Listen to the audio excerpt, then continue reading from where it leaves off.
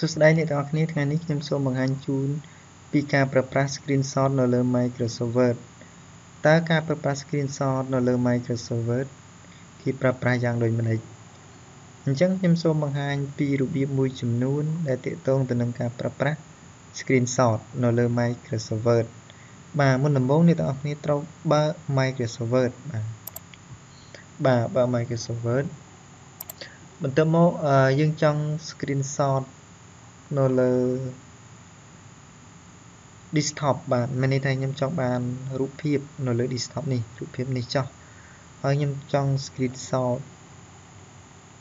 បាទអញ្ចឹងខ្ញុំបើក Microsoft Word បន្ទាប់មកយើងត្រូវ click ទៅលើពាក្យថា insert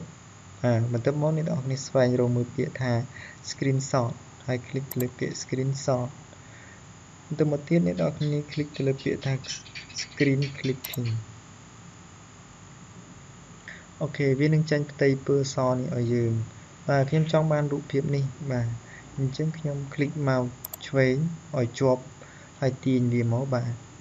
ខ្ញុំចង់បានរូបភាពទំហំប៉ុណ្ណាបាទដែលយើងត្រូវការចង់បានខ្ញុំចង់បានប៉ុណ្ណឹងចុះបាទខ្ញុំចង់បានប៉ុណ្ណេះខ្ញុំលេងវាចេញមកបាទវានឹងរត់មកលើ Microsoft Word អញ្ចឹងខ្ញុំចង់ save រូបភាពនេះទុកបាទខ្ញុំ click មកស្ដាំហើយជ្រើសរើសយកពាក្យថា save as picture click លើវាបាទកន្លែងនេះគឺជាកន្លែងដែលយើងរក្សាទុកឯកភាពរូបភាពបាទយើងរក្សាទុកនៅលើ desktop ចុះកន្លែងនេះគឺឈ្មោះរូបភាពខ្ញុំដាក់ថា dd ហើយបន្ទាប់មកកន្លែង save as ថានេះវាជាប្រភេទអីគេមានន័យថាប្រភេទរូបភាពយើងយកពាក្យថា jpeg ហើយ click លើវាបន្ទាប់មកយើង save វាបាទហើយយើងទៅមើលនៅលើ desktop របស់យើងបាទនេះរូបភាពដែលយើង save បាទគឺមានឈ្មោះថា dd នេះគឺខ្ញុំ click លើវាមកបាទវាបានคล้ายជារូបភាពហើយអញ្ចឹងនេះគឺជាវិធីមួយដែលទាក់ទងទៅនឹងការ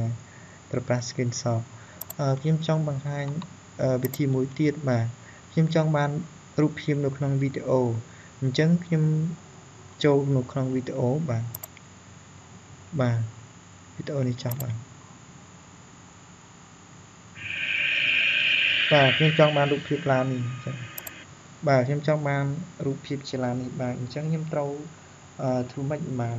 រូបភាពជាឡាននេះអញ្ចឹងខ្ញុំត្រូវប្រើបើក Microsoft Word បាទបើក Microsoft Word បាទអូខេហើយយើង click ទៅលើពាក្យ insert ដដែលហើយយើង click ទៅលើពាក្យថា screenshot នេះមកបាទហើយ click ទៅលើពាក្យថា screen clipping អូខេបាទខ្ញុំចង់បានរូបភាពឡានហ្នឹងខ្ញុំ click កន្លែងបាទចង់បានប៉ុណ្ណាចង់បានធំជាងនេះទៀតក៏បានដែរសម្រាប់យើងចង់បានឥឡូវខ្ញុំចង់បានប៉ុណ្ណេះចុះហើយខ្ញុំលេងមកវាបាទវារត់មកលើ Microsoft ហើយឥឡូវខ្ញុំ save ទុកចុចមកខាងស្ដាំហើយជ្រើសរើសពាក្យថា save as picture ហើយ click ទៅលើពាក្យ save as picture បន្ទាប់មកយើងទុករូបភាពនេះនៅលើ desktop ដែរ click លើ desktop ហើយយើងដាក់ថាខាហើយកន្លែងនេះគឺយើងយកដដែល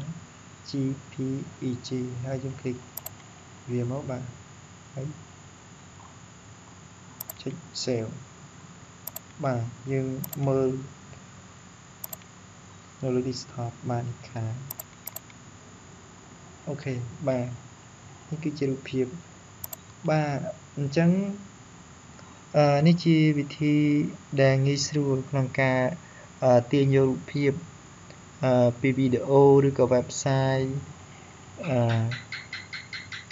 ឬក៏រូបភាពនៅក្នុងវីដេអូជួនកាលវីដេអូខ្លះវាអត់មានរូបភាពខាងក្រៅសម្រាប់យើងកាត់តដើម្បីបង្កើតជាវីដេអូខ្លួនយើងទេអញ្ចឹងយើងត្រូវការប្រើប្រាស់នៅ screenshot ដើម្បីកាត់យករូបភាពនោះ